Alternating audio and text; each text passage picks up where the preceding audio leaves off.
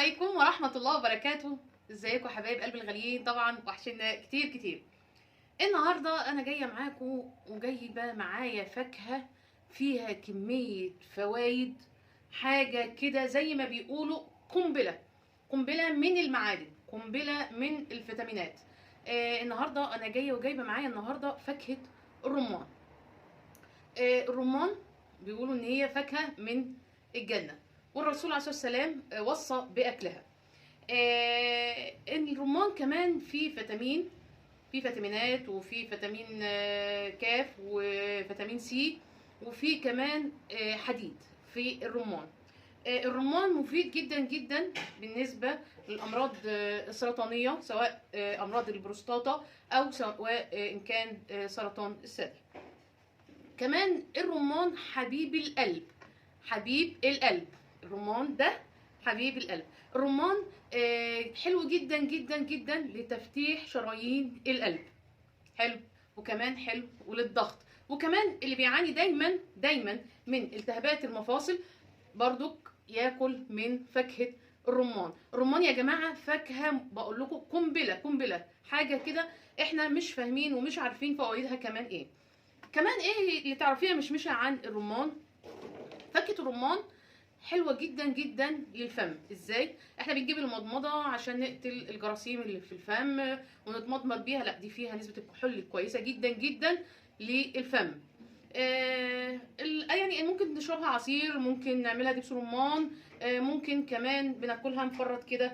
يعني ليها كم شكل كده في الرمان. دلوقتي اصبحوا كمان في ناس بيطبخوا بيها في قلب الرز اسمه ايه، المحشي ورق العنب. طيب ايه اصلح حاجه للرمان؟ الناس لما بتروح تشتري الرمان تقول لك لا لازم انا اشتريها كده بالمنظر ده، تكون مظبوطه مش مفتوحه ولا اي حاجه. طيب انا اقول لك حاجه بقى. عارفه ان الرمانايه المفتوحه دي اللي نضجت زياده عن اللزوم احلى واحسن وافيد من دي؟ عذرا يا حبايبي، احلى واحسن وافيد من دي. لو انت مثلا بتقولي لا دي مفتوحه من الجنب ومش مفتوحه من الجنب وكده، لا لا لا لا لا، انت ممكن تقومي قشطه الجزء او قطعه الجزء اللي انت حاسه ان هو مفتوح وتكملي بقيه الرمانايه. فوائد الرمان فوائد كتير جدا. الرمان حلو قوي. بس النهارده بقى انا جايه اعمله لكم بقى ايه، رمان المحلات. المحلات يا مشمشه، هعمل لكم رمان المحلات اللي الكوبايه فيه بتتباع ب 30 جنيه، رغم ان احنا بنجيب الكيلو ب 5 جنيه، بس احنا بنكسل بقى، احنا بنكسل نعمل الحاجه في بيتنا. لا ازاي والله نروح نقف كده عند بتاع العصاره كده نلاقيه كده حاطط الرمان في الكوبايه وبيبيعها لنا ب 30 جنيه. يا عم الحاج ده الكيلو بحاله ب 5 جنيه. طيب هنعملها احنا بقى في البيت وهوريكم هنعملها ازاي بالحلاوه ازاي بتاعت المحلات، وفي نفس كمان الوقت هوريكم اللون الحلو اللي هما بيطلعوه في المحلات. طيب الرمان ليه اكتر من تقطيعه. الرمان ليه اكتر من تقطيعه. في ناس بتقطعه من النص، في ناس بتشيل الجزء ده وتفتحه، خدت بالكم، وفي ناس بيقعدوا يفرطوه بايديهم كده. الرمان فيه بقى حاجه بقى، عشان هو فيه حديد عالي قوي، لما بنيجي نعمله او نفصصه بيسيب سواد في ايدينا جامد قوي. فانا هتخطى الموضوع ده وهلبس كلابس بايدي ونشوف هنعمل ايه. يلا هنسمي كده بالرحمن، سمي كده بالرحمن ونبدا. احنا بنقول ان هو في ناس بتقطعه من هنا. طب هتقطعه ازاي؟ هنيجي شايفين كده اهي اللفافه دي ونلف كده اهي كده لغايه لما تبان الجزء اللي انا هوريه لكم ده. ايوه، هي جلدتها تقيله شويه او تخينه زي ما بيقولوا. شايفين اهو؟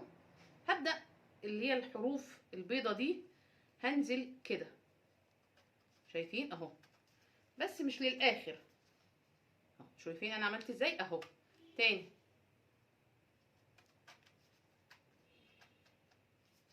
انا عن نفسي ما بفضلش الطريقه دي، ما بفضلهاش خالص. في بقى ناس بيفضلوها، كل واحد حر يا جماعه في الطريقه اللي بيحبها واللي بيفضلها. انا ما بجبرش حد ان هو يعمل الطريقه بتاعتي، كل واحد يا جماعه ليه طريقته المفضله. تمام اهو اهو. وتيجي تفتحها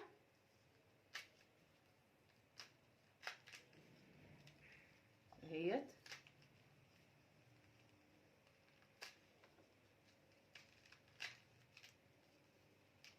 بتتفتح معاك سهل خالص اهي. في ناس بيعملوها بنفس الطريقه دي، بس انا زي ما قلت لكم مش هعملها بالطريقه دي. طب الطريقه اللي انت هتعمليها ايه؟ مش طريقتي حلوه قوي وسهله وبحبها، ولا بقطع دي ولا بعمل اللي انا بعمله ده. انا بعملها كده اهو، كده اهو، شايفين اهو، قسمتها زي ما انتم شايفين كده.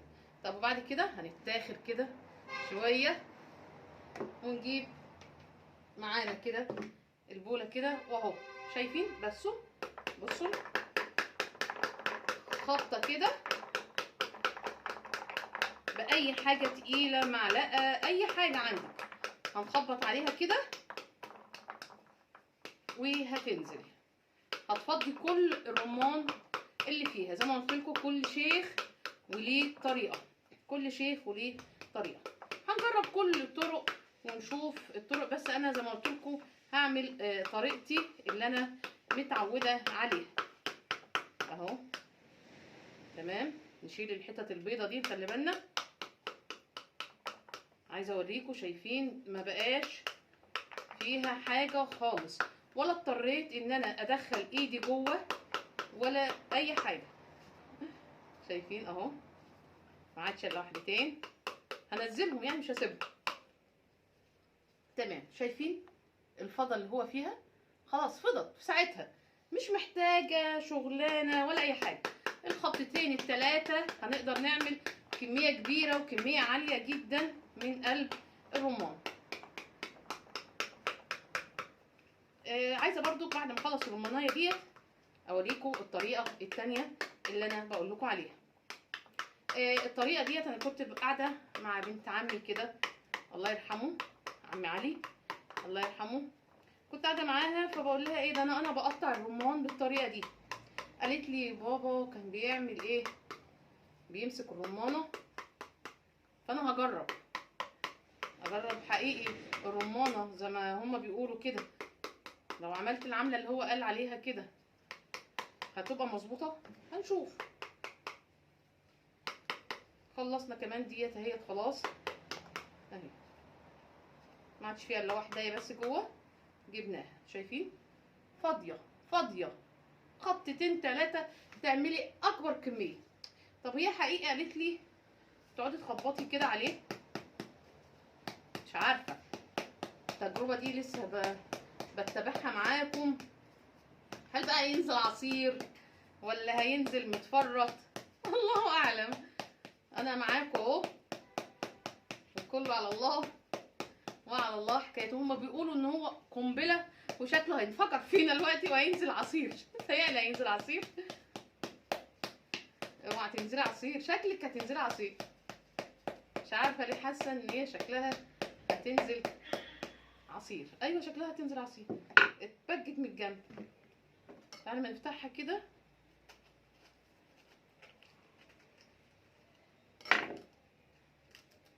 لا ما نفعتش، ما نفعتش. يبقى الطريقه دي كده غلط.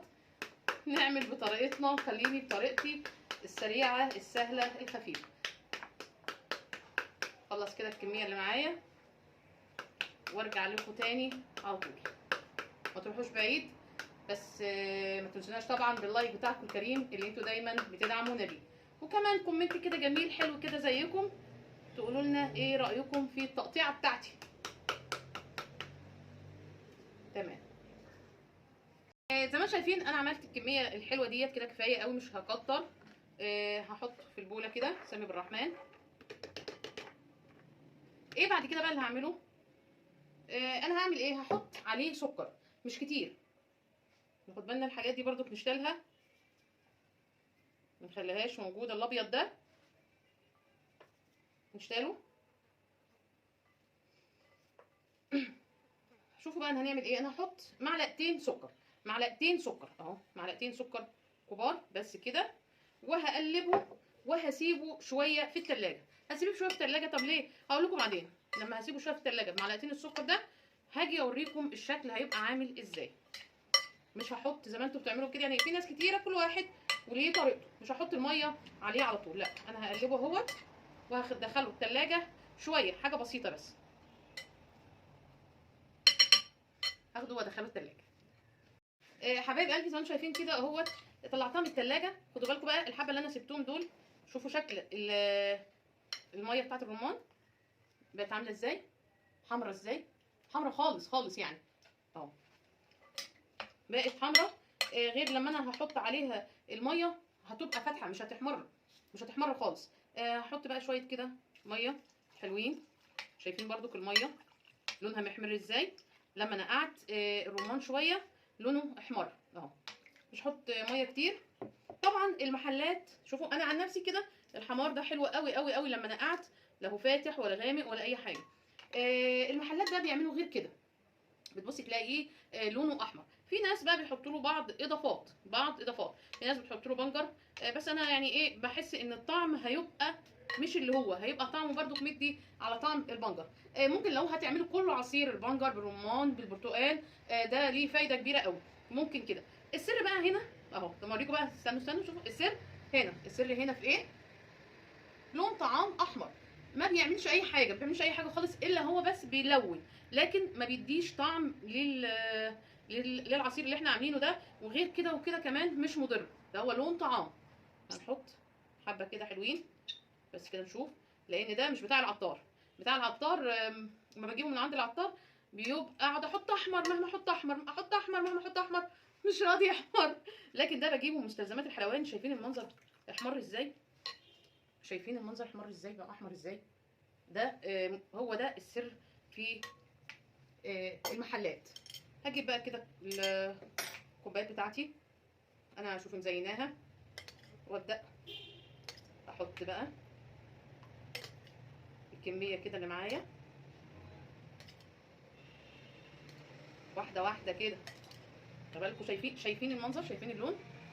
هكمل الكميه كده وارجع لكم تاني، بس انا حابه اوريكم الشكل واللون، اخلص واوريكم الشكل واللون. هنا معايا بقى خلاص، كل سنه وانتم طيبين، اخر شويه في الرمان يا دوبك. يعني زي ما بيقولوا ايه يا نبأ، باين على مش عارفه يا ورق على قد النبأ ولا يا ايه، مش عارفه كلمه كده بيقولوها، يعني ان الحاجه يا دوبك على قدها، الحاجه يا دوبك على قدها. شايفين المنظر وشايفين الطريقه وشايفين، انا هقعد بقى معاكم كده ازلكم كده اقعد احط لكم حبه حبه كده اهوت، بس ما عادش الا حاجات بسيطه. شيلي بتاع البيضه دي، راحت فين؟ حاجات بسيطه خلاص، وخلصت كده الرمان، ويا دوبك على قده بالظبط اهي، كوبايه يا دوبك، كله يا دوبك على القد. شايفين شكل الرمان. النهارده بجد استمتعت جدا جدا النهارده في حلقه الرمان. شايفين شكل الرمان حبايب قلبي. اتمنى يا رب النهارده الرمان وحلقه الرمان بتاعتي تعجبكم. شايفين اللون الخطير، شايفين الحركات والتركات في الرمان. زي ما قلت لكم احنا هنعمل في البيت احلى حاجه بنعملها في البيت، احلى رمان هنعمله في البيت احسن من المحلات 100 مره. حبايب قلبي لو انتوا اول مره تخشوا قناتي، قناه مطبخ مشمشه مع العائله، يا ريت تشتركوا في القناه، ويا ريت كمان تفعلوا الجرس عشان يوصل لكم كل جديد. وكمان حبايب قلبي طبعا ما تنسوناش باللايك بتاعكم الكريم اللي انتوا دايما بتدعمونا بيه، وما تنسوش برده ان انتوا تاكلوا الرمان، احلى رمان واحلى لايك للرمان.